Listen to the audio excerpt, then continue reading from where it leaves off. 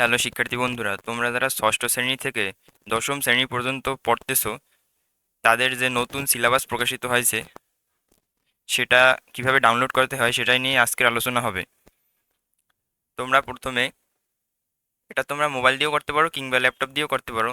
যেখান থেকেই করো তোমরা যে কোনো একটি ব্রাউজার ওপেন করে নিবে এবং সেখানে সার্চ বারে গিয়ে লিখবে এনসিটিভি।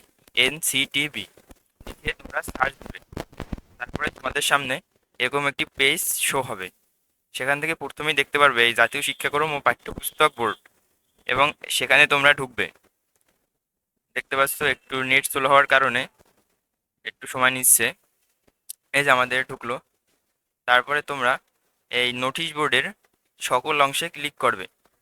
এরপরে তোমরা দেখবে পিডিএফ ফাইল আকারে সবগুলো নোটিশ একে একে ওপেন হবে।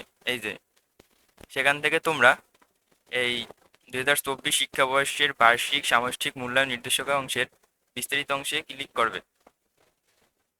তারপরে একটি পেজ ওপেন হবে এবং সেখানে বিস্তারিতভাবে ওপেন হবে। এই যে দেখতে পাচ্ছ ষষ্ঠ শ্রেণীর বার্ষিক মূল্যায়ন, সপ্তম শ্রেণীর, অষ্টম শ্রেণীর, নবম শ্রেণীর মূল্যায়ন নির্দেশিকা। তোমরা যে ক্লাসে পড়ো সে ক্লাসের ডাউনলোড করে নিবে। যেমন আমরা যদি অষ্টম শ্রেণীটি চাই তাহলে ডাউনলোড অংশে ক্লিক করব। তারপরে এই একটি জিপ ফাইল আকারে ওপেন হবে।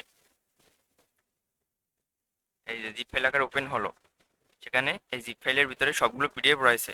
তোমরা এই ডাউনলোড অংশে গিয়ে ক্লিক করলে সবগুলো পিডিএফ একসাথেই ডাউনলোড হয়ে যাবে। আমার যেহেতু ডাউনলোড করা তাই ডাউনলোড করছি না।